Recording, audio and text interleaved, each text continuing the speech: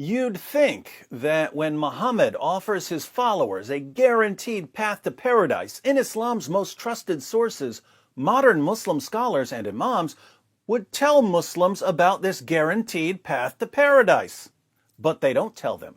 They keep it a secret. Why is that? Are they trying to keep their followers out of Jannah? Do they think there won't be enough virgins to go around? What's going on here? I don't know. But if Muslim scholars and imams aren't going to tell Muslims about Muhammad's guaranteed path to paradise, their good friend D. Wood will, because D. Wood cares. Now, there are some guaranteed paths to paradise that don't apply to Muslims today. For instance, in al-Bukhari's Al-Adab al-Mufrad 1183, we read, "It is related that Abu Hurairah said, I never saw Al-Hasan without my eyes overflowing with tears. That is because the Prophet, may Allah bless him and grant him peace, went out one day and I found him in the mosque. He took my hand and I went along with him. He did not speak to me until we reached the market of Banu Kainuka. He walked around it and looked. Then he left and I left with him until we reached the mosque. He sat down and wrapped himself in his garment. Then he said, 'Where is the little one? Call the little one to me.' Hassan came running and jumped into his lap. Then he put his hand in his beard. Then the Prophet, may Allah bless him and grant him peace, opened his mouth and put his tongue in his mouth. Then he said, 'Oh Allah, I love him. So love him and the one who loves him.'" According to another hadith, Musnad Ahmed 16,245, Muhammad would suck on the tongues and lips of little boys. But he explained why. He said he guaranteed that if he sucked on a little boy's tongue or lips, that little boy's tongue or lips would never be tormented by hellfire. So Muhammad was saying that if he sucked on a little boy's tongue or lips, that little boy was guaranteed paradise. That's a path to paradise that most people don't know about. But it's not relevant to most Muslims today, since most Muslims aren't tiny little boys and Muhammad's not around to suck on their tiny little tongues and lips. We're looking for a path to paradise that's still available. And fortunately for Muslims, there are some paths to paradise that are still available. We all know that jihadis are guaranteed paradise, as Muhammad said in Sahih al-Bukhari 2787, Allah guarantees that he will admit the mujahid, the jihadi, in his cause into paradise if he is killed. Otherwise, he will return him to his home safely with rewards and war booty. But that's pretty common knowledge. We're looking for a path to paradise that Muslim leaders have kept hidden. Here's one, Sahih al-Bukhari 6807. Narrated Sahal bin Sa'ad, the Prophet said, "Whoever guarantees me the chastity of what is between his legs, i.e. his private parts, and what is between his jaws, i.e. his mouth, his tongue, I guarantee him paradise." The translator tries really hard to make this sound less creepy by adding some clarification in parentheses. He adds the chastity of his private parts and his mouth, his tongue. If we take out these additions, we see what Muhammad actually said. He said, "Whoever guarantees me what is between his legs and what is between his jaws, I guarantee him paradise." Now, this is something that Muslims should take very seriously.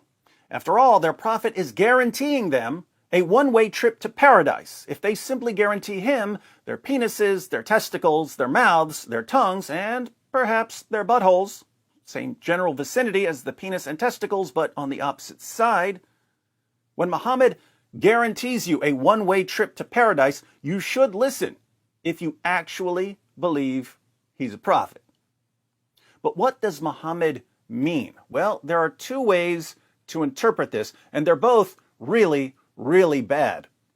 The first way to interpret this would be the sexual interpretation.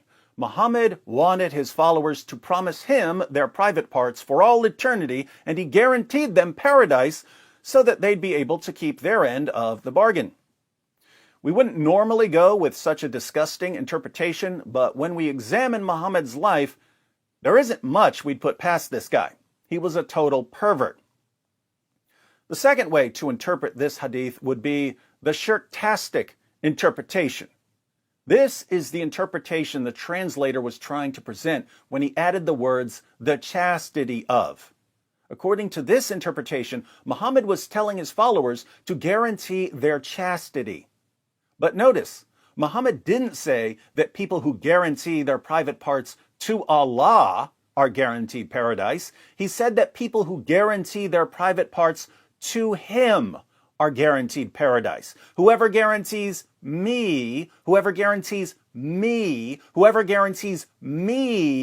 is between his legs and what is between his jaws, I guarantee him paradise. I thought Muhammad was just a messenger.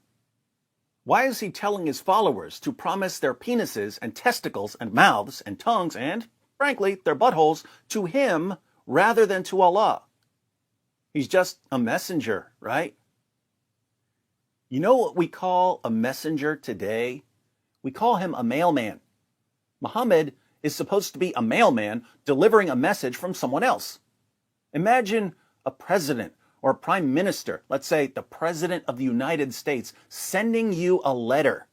The mailman brings you the letter. That was his job, getting the letter to you. But suppose the mailman all of a sudden says, hey, if you guarantee your private parts to me, the mailman, I can guarantee you a permanent room at the White House. Wouldn't you start thinking to yourself, wait a minute, you're the mailman.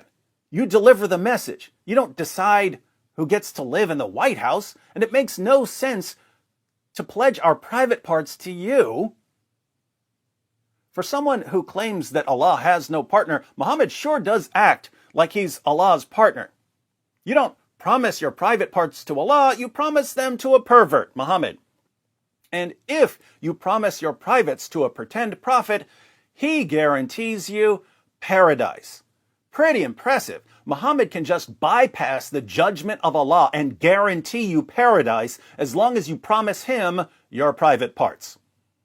Clearly, if the shirktastic interpretation is correct, Muhammad is committing and promoting shirk, associating partners, namely himself, with Allah.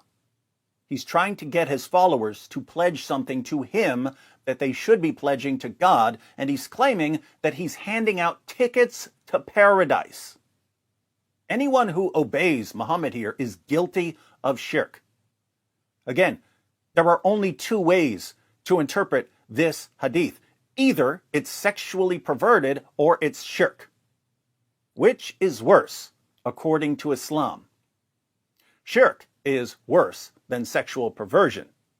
So Muslims shouldn't be trying to insert a pledge of chastity into this hadith. That would be shirk, because they'd be promising their private parts to a man as if their chastity is something they owe to that man. But this means that Muslims who don't want to commit shirk can only conclude that Muhammad was telling his followers that he wants their penises, their testicles, their mouths, their tongues, and, dare I say, their anuses for himself in paradise. I know it sounds revolting, but those are the only options. Either Muhammad was committing and promoting shirk, the unforgivable sin, or he wants his followers to promise him their privates for some presumably perverted purpose. To all my Muslim friends out there, assuming you don't want to accuse your prophet of shirk, I only have two questions for you. One, how bad do you want to get to Muhammad's paradise? And two, is it really worth it? It just backfired on you. It just backfired on you. This is a part of religion. There's a reason to it. Yeah?